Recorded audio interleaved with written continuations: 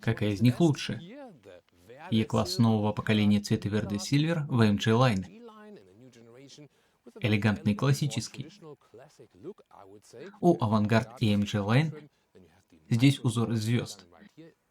Есть исполнение эксклюзив, где классическая звезда стоит на капоте, а рядом BMW 5 серии цвета Brooklyn Grey с пакетом M-Sport.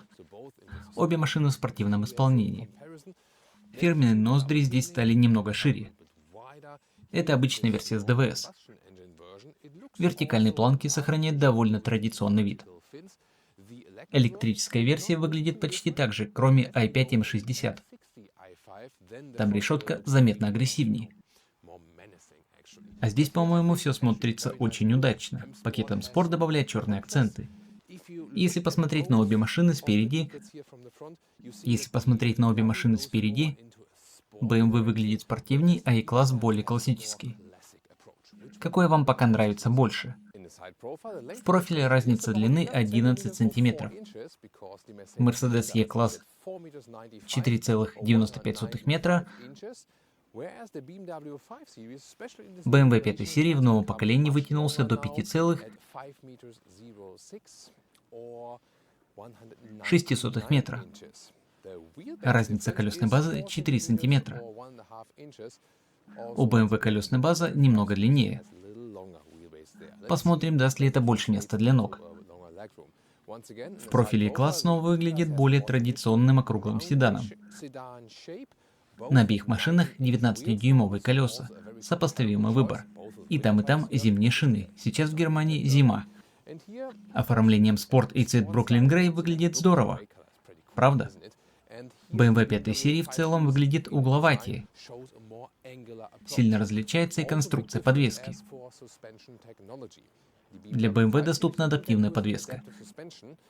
Пневмоэлементы сзади только у подключаемого гибрида и электроверсии.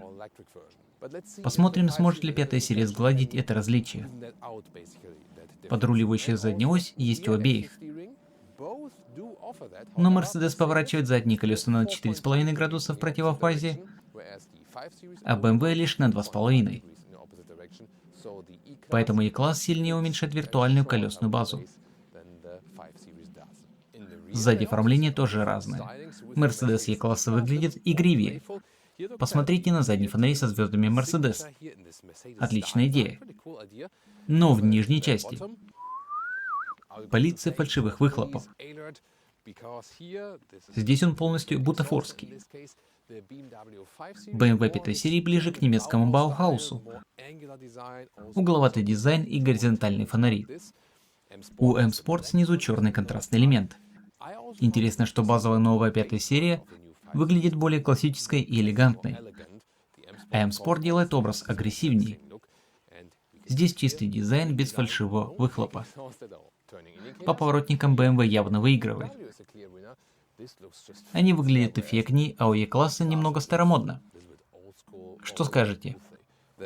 У Mercedes дверные ручки утоплены в кузов.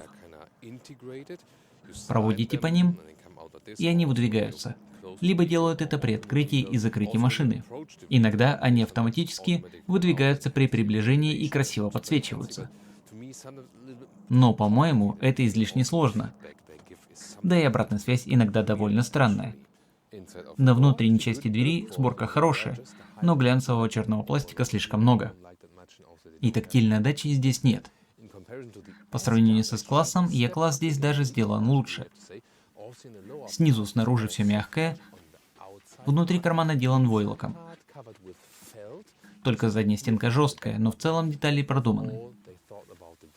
Это руль AMG Line с двумя горизонтальными спицами. И снова эти сенсорные кнопки. Обычно руль выглядит иначе. Снизу у него прорезь и отдельные зоны слева и справа. Теперь сиденье. Здесь используется натуральная кожа. Есть и полностью искусственная отделка Artico. Но Mercedes почти не продвигает ее и не предлагает в старших версиях. В целом посадка и эргономика хорошие, за одним исключением. Запаса над головой здесь достаточно. Также доступна панорамная крыша Сейчас шторка открыта, и сам люк тоже можно открыть. Для E-класса такой вариант доступен на всех рынках. У пятой серии открывающийся панорамный люк есть лишь в Северной Америке. Иначе крыша фиксированная, либо ее нет. У E-класса можно выбрать обычную крышу или открывающийся люк. Теперь интерьер Mercedes. Вот это да, король подсветки. Мне нравится. А для вас это перебор? Пишите. Цветов много. Например, зеленый под кузов Verde Silver. Но яркость передней световой полосы я иногда уменьшаю, потому что ночью она отражается в экране. Перед нами цифровая приборная панель. Она немного смещена. Далее огромный экран и MBUX Super Screen. Это опция. Без него здесь экран, а справа декоративная панель. Мне это нравится больше. Пассажирский экран? Не уверен, что он так уж и нужен. А вы? Стали бы им пользоваться? С климатом плохо то, что всегда нужно сделать два нажатия.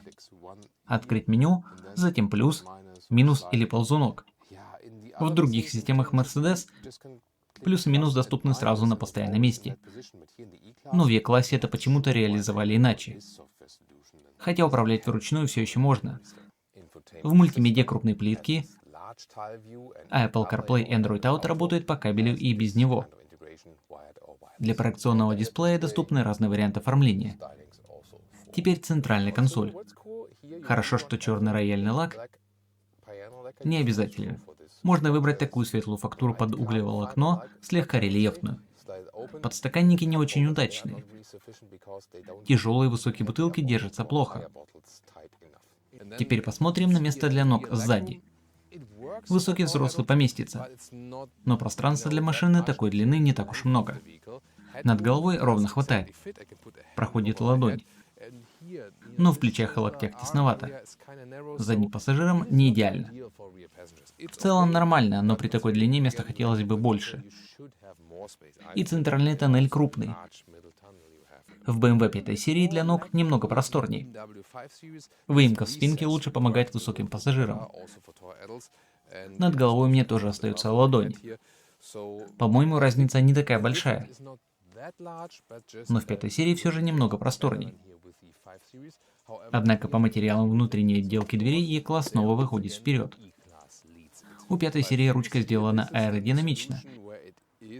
И при этом конструкция не слишком сложная. Возвращаемся к 5 серии. Дизайн иной, все хорошо, но в нижней части снаружи жесткий пластик. И внутрь дверного кармана тоже жесткий. Экономия при такой цене сомнительна. Но о разнице цен поговорим позже. Зато комфортные сиденья BMW лучше. Есть и спортивные. Я проверял оба варианта. Поверьте, берите комфортные. Они действительно намного удобнее. Теперь интерьер BMW 5 серии. Горизонтальный изогнутый дисплей из двух секций. Но погодите. Он отличается от недавнего обзора i5. Руль 5 серии заметно толще, чем у E-класса. В мультимедиа хотя бы сразу доступны плюс и минус. Mercedes мог бы просто обновить программу. Надеюсь, так и будет. Но обогрев сидений и руля здесь включается в 2 шага. У Mercedes для этого есть отдельная кнопка на двери. Остальная система перегружена приложениями и в целом слишком сложна. Зато интеграция Apple CarPlay и Android Auto выглядит приятней. Но работает только без провода. Цифровая приборная панель оформлена совсем иначе. И показывает, почему дизель все еще имеет смысл. Проекционный дисплей тоже есть. У обеих машин есть беспроводная зарядка с охлаждением. Это хорошо. Подстаканники у 5 серии немного лучше. И атмосфера здесь сразу более открытая, а вот ключевое отличие BMW. Мультимедиа можно управлять контроллером. Переходим к багажникам. Начнем с Mercedes. У E-класса 540 литров, ширина метр между колесными арками, длина 1,15 метра. Багажник удобный, спинки складываются отсюда. У BMW 520 литров на 20 меньше. Зато длина чуть больше. 1,17 метра. Машина ведь длиннее, но снизу ширину ограничивают арки. Между ними 92 сантиметра. Поэтому объем меньше. Чтобы сложить спинки, тянем рычаг сверху, а затем продавливаем их багажом или рукой. Механизм не такой удобный, как у E-класса. Обе модели бывают с 4- и 6-цилиндровыми бензиновыми и дизельными моторами. Главное отличие. У подключаемых гибридов E-класса батарея крупнее. Электрическая версия BMW i5 с той же сборочной линии, а у Mercedes это отдельный EQE. Сегодня сравниваем версии с DVS. Mercedes E220d и BMW 520d. Оба двухлитровые 4-цилиндровые дизели примерно на 200 сил. Но у E-класса мощнее электрический буст. Оба мягкие гибриды, а у E-класса больше момента. BMW 5 серии немного легче, поэтому разгоняется быстрее, за 7,3 секунды. Хорошо. Начнем с E-класса и первым делом проверим разворот. Вот это да! Задние колеса поворачиваются на 4,5 градуса при подруливающей оси, в сторону, противоположную передним. Впечатляет. И вот такой разворот я с трудом выполняю даже на машинах гораздо меньшего размера. Очень впечатляет. И задняя ось здесь поворачивается сильнее, чем у BMW. Скоро сравним это с 5 серией. Далее разгон. Переключаемся в режим спорт. Выбирается он здесь снизу. Нажатие не идеальное, но кнопку можно нажать здесь, либо выбрать режим на экране. Оба варианта работают. Стартуем с 50 км в час. Поехали!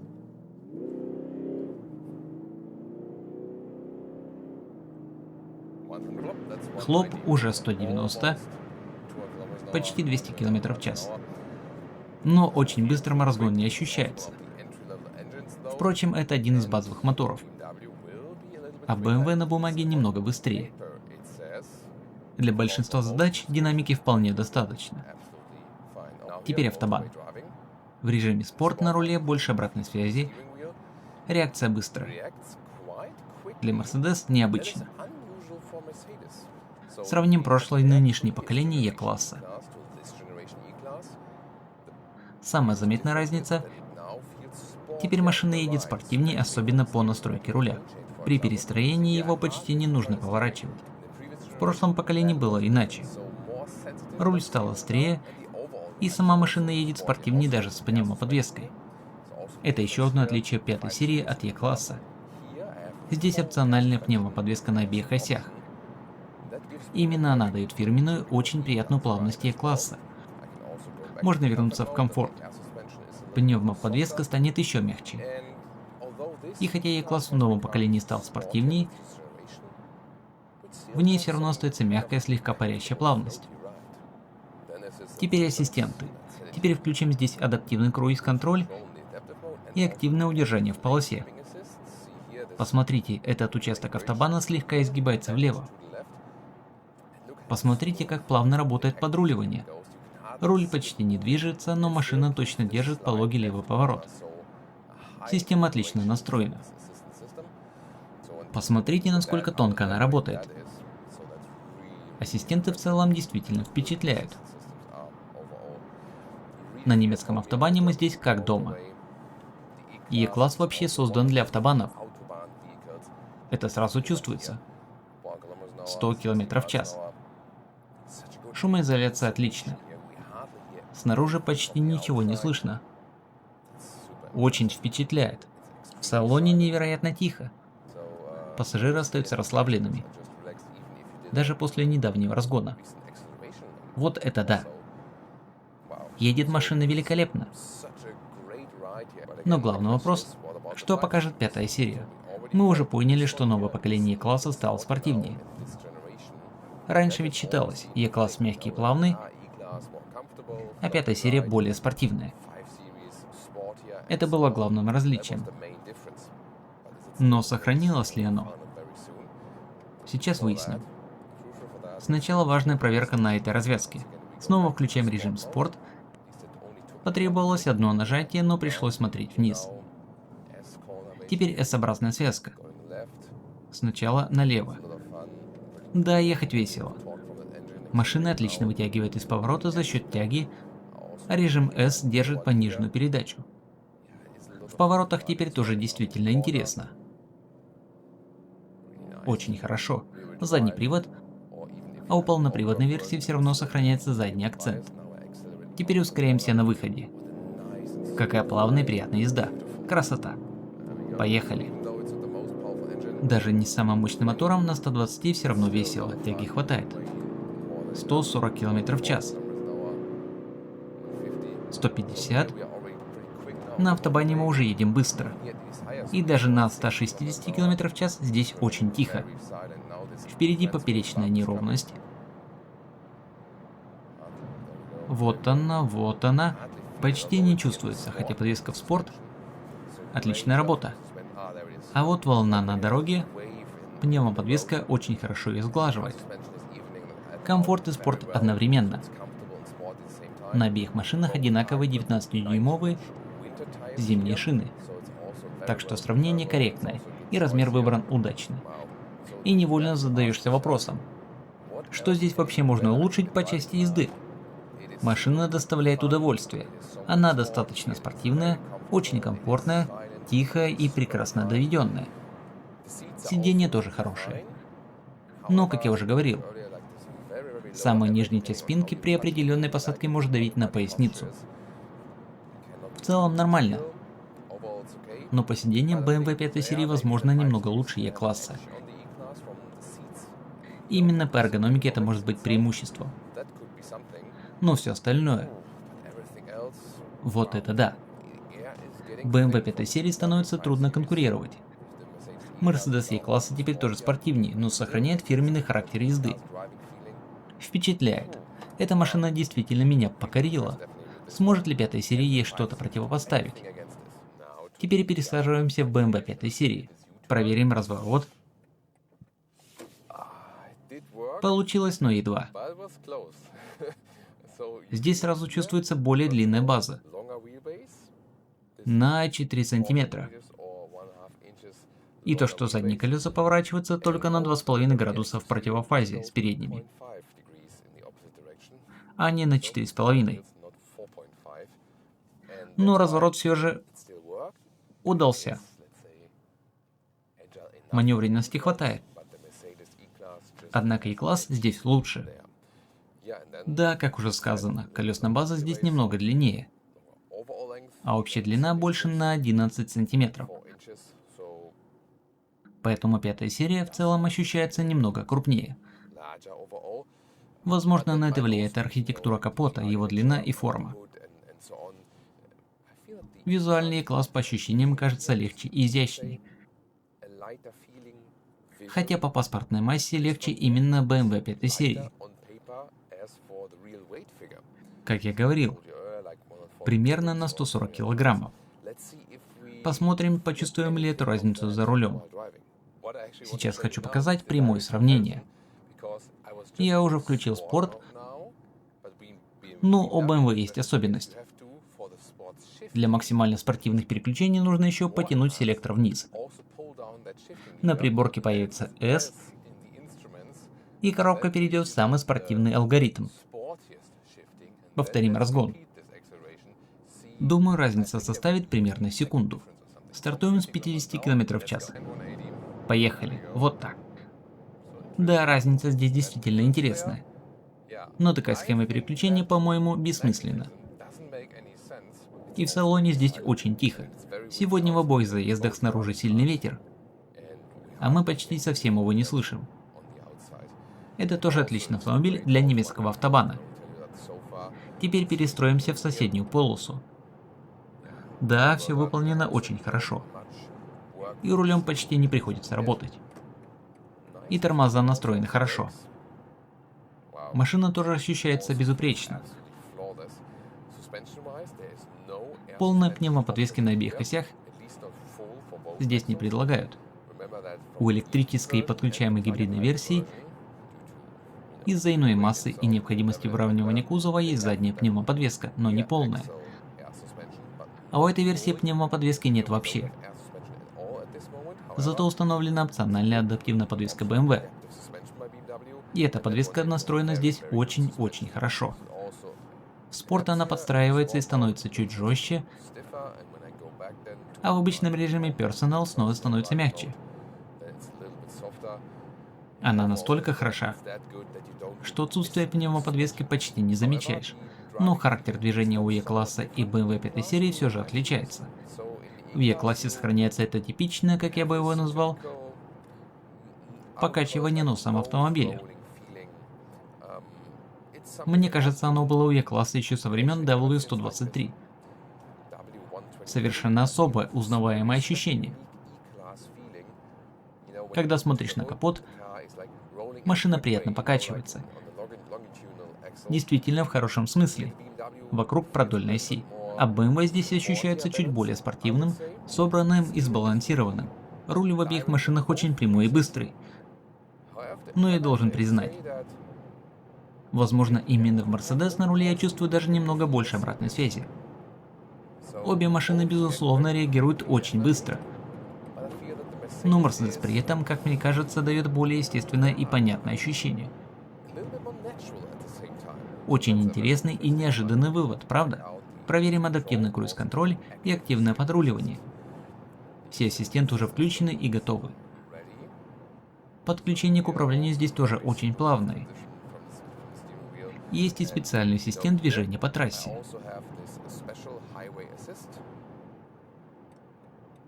Можно активировать автоматическое перестроение. Посмотрите, выполнено безупречно. Отлично. Возвращаемся к самой машине. На немецком автобане она определенно как дома. Более длинная база, возможно, добавляет спокойствия. А сиденья здесь просто великолепны и очень удобны. Снова включаем спорт и спортивный режим S-коробки. Ехать очень весело, контроль над машиной отличный. И здесь я чувствую, что пятая серия все же немного легче и проворнее. Хотя руль Mercedes мне нравится чуть больше. О да, теперь летим. Видите, что происходит? BMW действительно провоцирует меня ехать спортивнее. На выходе из поворота этот дизель реагирует немного быстрее. Пятая серия словно говорит: давай ускоряйся. Уже 140. О, ты почувствовала эту неровность? Пневмоподвеска E-класса сгладила бы ее заметно лучше. И с этим мотором я быстрее набираю скорость. Да, очень интересная разница. А теперь я вернулся в режим комфорт. Спорт-подвеска была довольно жесткой и не так хорошо сглаживала неровности. Поэтому пневмоподвеска Mercedes дает мне более широкий баланс между спортивностью и комфортом. Хотя и подвеска BMW сама по себе действительно великолепна. В E-классе ощущение было примерно таким. Да, подвеска стала спортивней. Но я все равно полностью расслаблен. В салоне все очень комфортно, тихо и спокойно. BMW тоже комфортный и тихий автомобиль. Но пятая серия чуть сильнее вовлекает водителя в процесс. Можно считать это плюсом, если вы именно этого хотите. Либо сказать нет. Мне не нужна такая постоянная провокация. Я хочу просто ехать более спокойно и расслабленно. Понимаете, что я имею в виду? У обеих машин есть свой характер. И обе едут просто великолепно. Результат действительно удивительный. Но у Mercedes Sport руль ощущается естественней. У BMW тоже спорт, однако обратная связь чуть менее естественная. Раньше с поколениями все было просто. Mercedes комфортный, BMW спортивный. Теперь Mercedes частично устранил эту разницу. Он тоже умеет быть спортивным. Вопрос лишь в том, хотите ли вы, чтобы машина провоцировала. Так что для вас важнее? А что важнее для меня? Было ясно, что борьба будет очень близкой. Но какую машину я бы забрал домой, какую советую вам и какую выбрали бы вы? Напишите в комментариях. Обе машины действительно находятся на вершине сегмента. Это превосходные автомобили. И ни один нельзя назвать плохим. Но сегодня я все же могу дать вам вполне ясный ответ. Что касается внешнего дизайна, здесь все действительно зависит от вашего вкуса. BMW выглядит спортивнее и угловатее. E-класс идет в более классическом, традиционном элегантном направлении. Интерьеры тоже очень разные. И хорошо, что у каждой модели свой характер. У BMW 5 серии больше места для ног сзади. Машина длиннее и колесная база у нее немного больше. Это закономерно. Это стоит учитывать, если вы часто возите задних пассажиров. По материалам сидений BMW предлагает больше вариантов без кожи животных и более экологичных решений. Это плюс BMW. Комфорт сидений обеих машин хороший, но многое зависит от вашей посадки. Неожиданно интерфейс Mercedes E-класса показался мне проще. К нему быстрее привыкаешь, и устроен он понятнее. Поэтому интерфейс Mercedes мне нравится больше. В движении результат тоже оказался неожиданным. Раньше BMW всегда был спортивнее, а Mercedes комфортнее. Но новое поколение Mercedes, благодаря рулю и подвеске, едет интереснее предшественника и ощущается спортивнее, сокращая прежнюю разницу.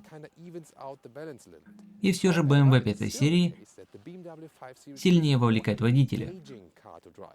Он больше провоцирует ехать спортивно, а E-класс сохраняет фирменную парящую плавность, особенно с пневмоподвеской. В целом задняя ось Mercedes поворачивается сильнее, лучше помогая на парковке и при маневрах. Добавьте мягкую плавную езду и по ощущениям чуть лучшую тишину и комфорт, особенно для пассажиров. При этом спортивности теряется совсем немного. Поэтому сегодня я выбрал бы Mercedes E-класса за сочетание фирменной плавности с удовольствием от вождения и более удобным интерфейсом. Но у BMW остаются сильные стороны. Более широкий выбор материалов сидений, общий комфорт и азартная управляемость. Очень близкий выбор. Решение спонтанное по внутренним ощущениям.